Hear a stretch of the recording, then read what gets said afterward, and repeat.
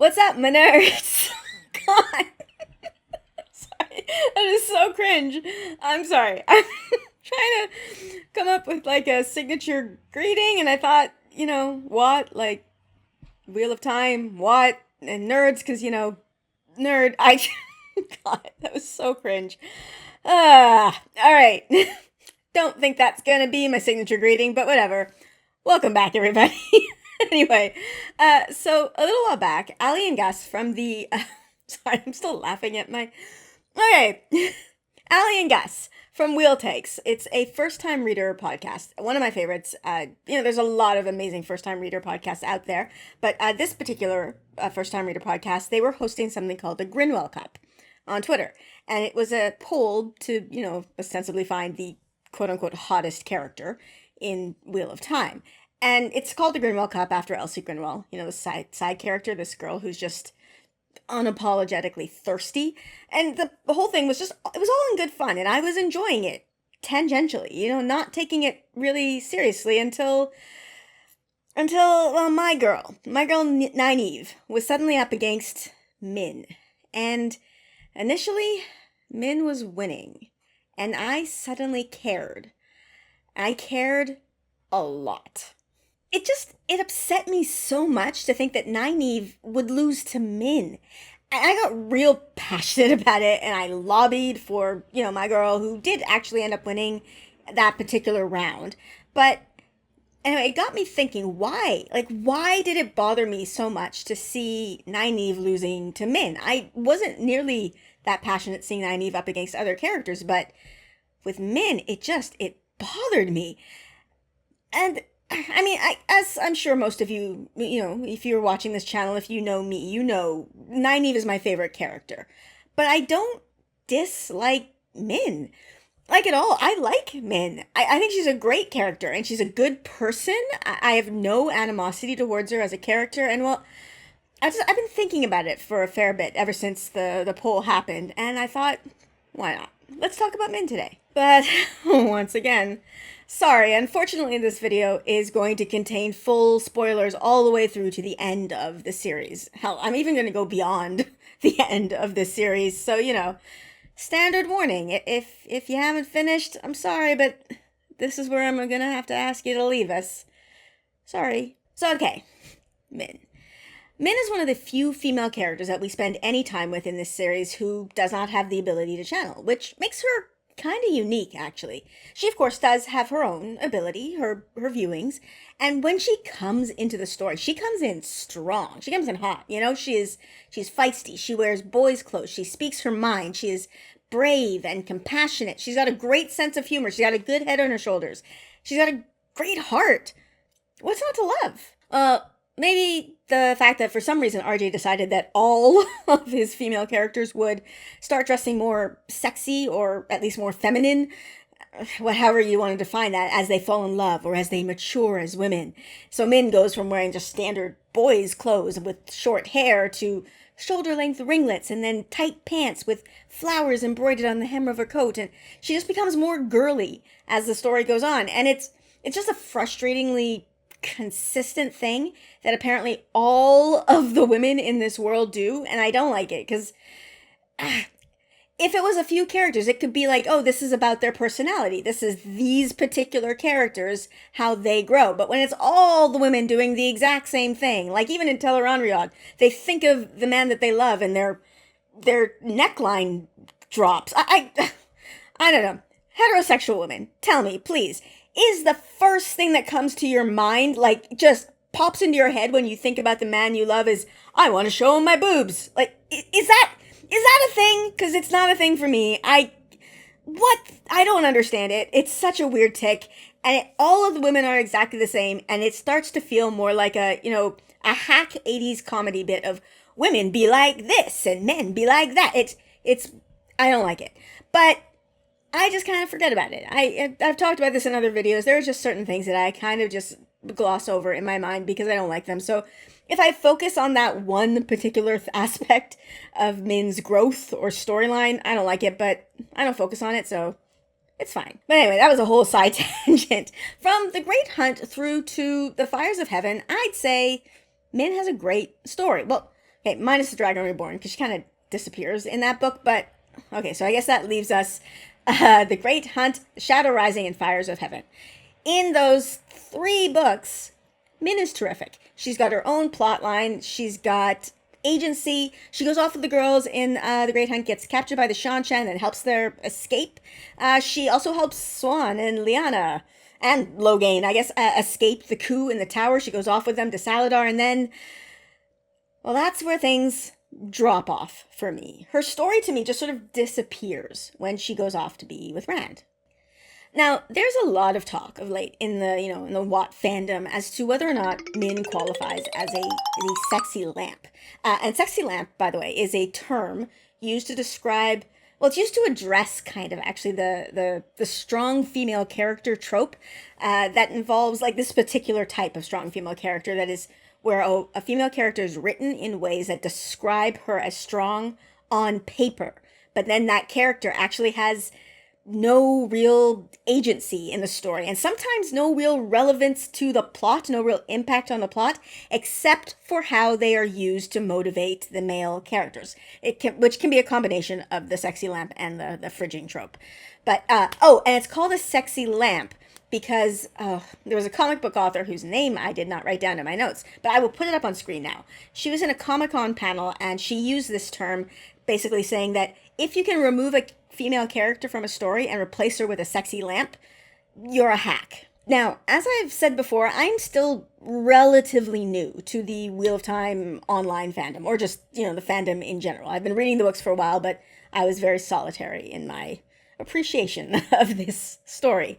So I don't know how long this, is Min a lamp debate or conversation or what have you has been going on.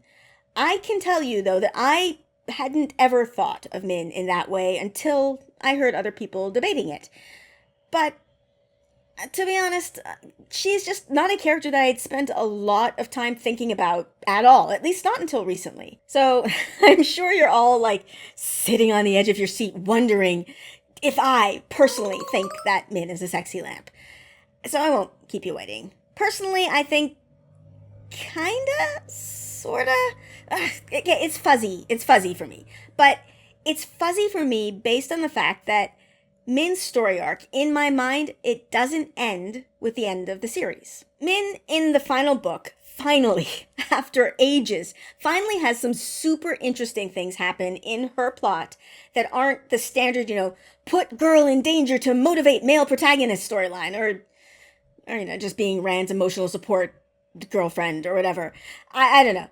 That was just basically her storyline for many, many books. But in the final book, she's finally suddenly put in to this super prestigious role as I think it's called Doomseer among the Shanshan, and like it's fascinating, and it kind of goes nowhere. And I have absolutely no way to know this, but I am assuming that this was not a Brandon Sanderson thing, that this was part of Robert Jordan's original plan for her character. It would make sense to me that it would have to be, because it would be very odd, in my mind anyway, for Brandon Sanderson to have suddenly given her this major role, knowing that there were going to be no more books for us to see what, comes of it.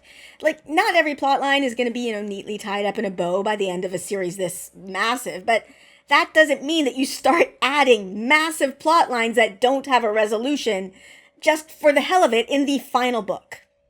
That would be reckless. At least in my opinion, it would be. So I do think that this was originally RJ's plan. And I've talked about this before, but it is a known thing that RJ had plans for Outrigger novels that centered on Matt and the Shanshan, which makes me think that placing Min in this role of prominence in the Shanshan was intentional, and it was meant to carry over into the following story. So while it is in no way canon, as those books were obviously never written, I can't help it. In my head, her story continues. So, as does Matt's, by the way. I mean, all of their stories, all of these characters, Nynaeve and all of them, their stories continue in my mind. But the rest of their characters, I see their character development and their character arc as completed. But Matt and Min in particular, I don't. Their stories were never completed, and as such, in my mind, neither were their character arcs. So, is Min a sexy lamp? in the books after Fires of Heaven, yeah, I think I have to concede that she is.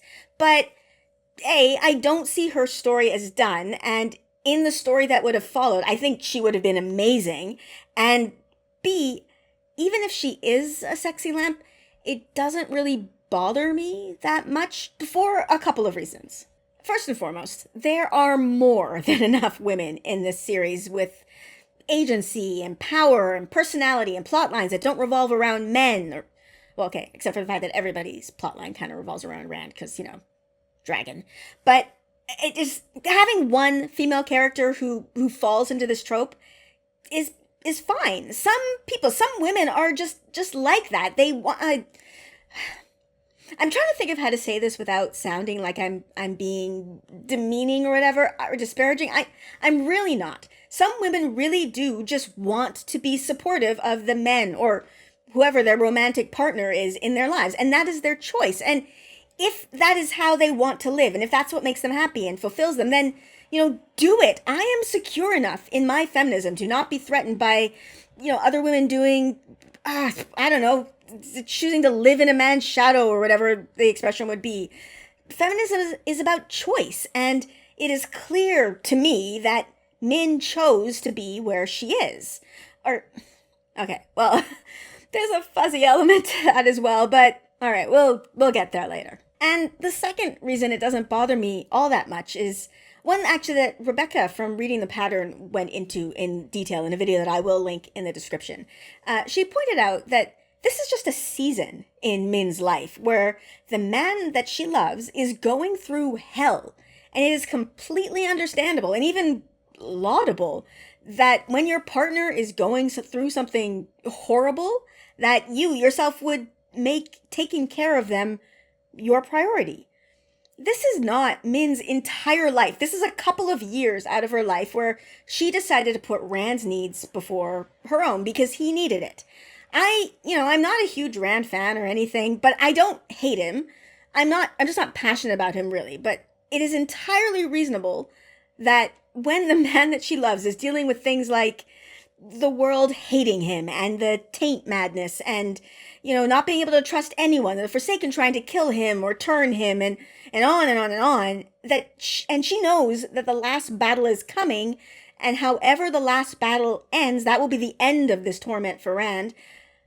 Of course she's going to make him a priority. It makes sense to me.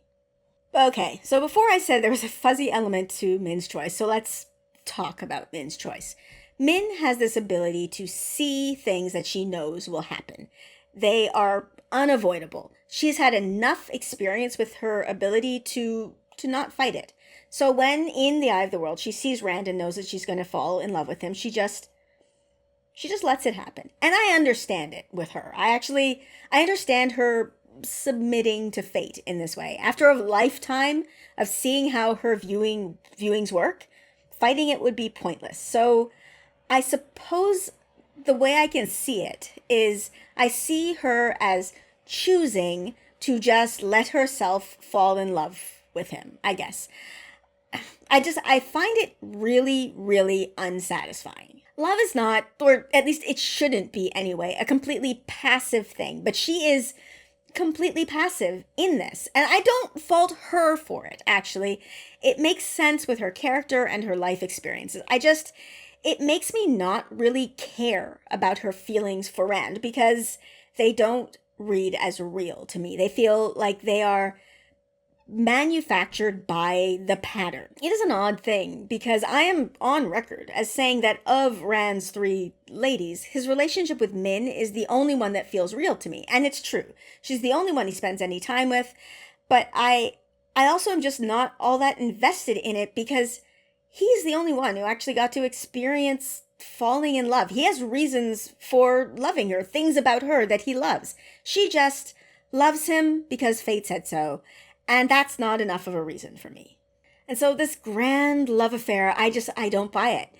Weirdly enough, the one pairing in that group, that foursome that actually feels like it happened in a real way that I can buy is Elaine and Rand. And I think their relationship, and I'm making massive air quotes, is the least it's the least serious one. I think of it more of as a adolescent fling instead of an actual relationship, but it's still believable. I understand why she liked him, and I understand why he liked her.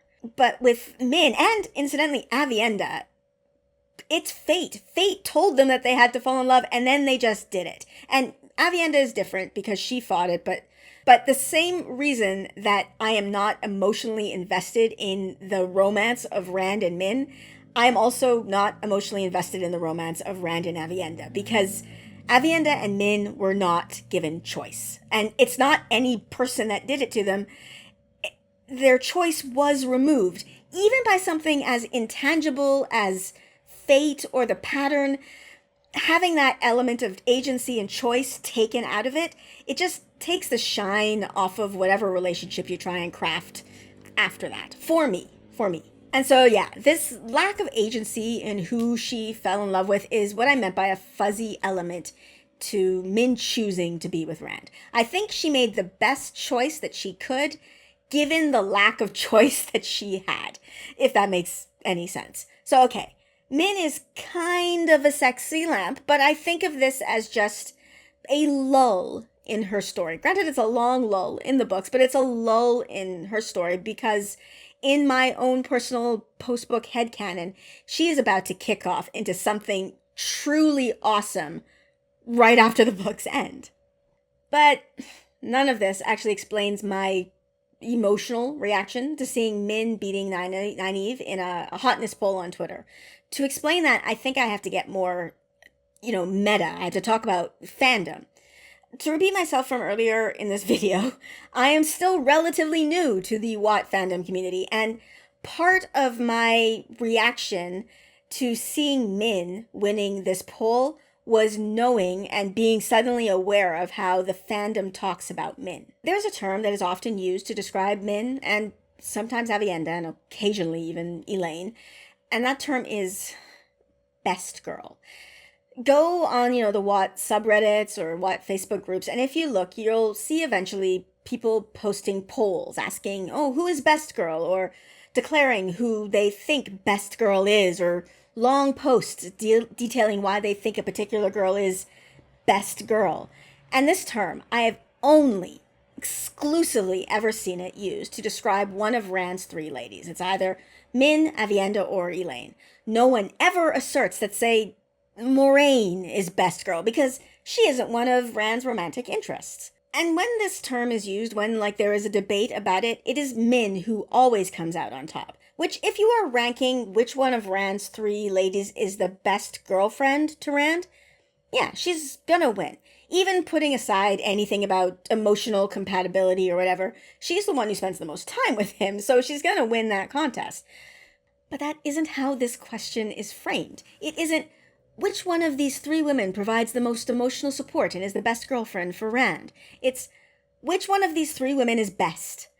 And the way that is decided is not about the women. It has nothing to do with who they are as people. It is entirely wrapped up in what they can do for Rand. And I just find this so uncomfortable.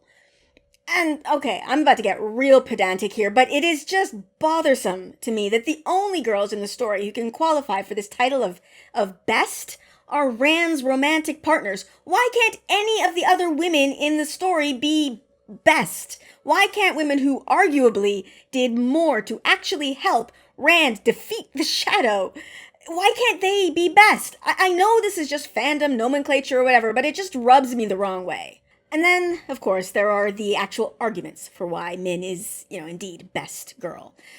Not always, but in my personal experience, what I have seen online, most of the arguments, again, are not about her. They aren't about who she is. They are about who she is to Rand, what she does for Rand. And obviously, this is entirely anecdotal. I cannot say this is true for every Min stan out there, but the vast majority of the Min support I have seen online has been in this vein. It's not about her. It's about the man that she's with. And this is just gross to me. So I think when I saw Min winning, I think my emotional reaction was my subconscious mind going, these aren't votes for a person or a character. These are votes for a male fantasy ideal girlfriend who will put her entire life aside in order to come and support you. And so yeah, I had a gut reaction to that. Obviously, I have no way of knowing if this perception of mine as to what was swaying the vote was accurate, but I don't know, I'm being honest about what was going on in my head.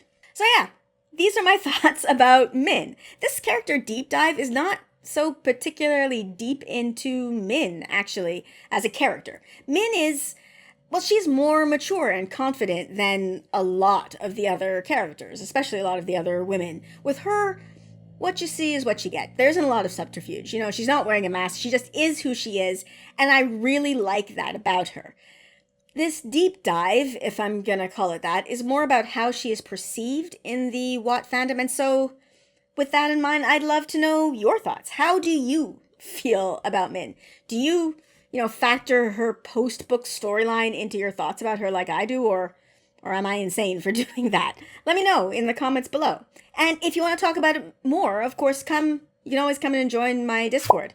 Discord is a great forum for discussions about these sorts of things, so we'd love to have you join us. And if you're interested in supporting me and my channel, I've got a Patreon as well, so you can always check that out. My patrons, you guys are angels. I am forever grateful to all of you. Thank you so much. And as some of you know, I've got merch now, so if you want to wear my logo on your shirt, you can. If you want to drink out of a lesbian nerdy mug, you can. You want to show people that duty is indeed heavier than a mountain?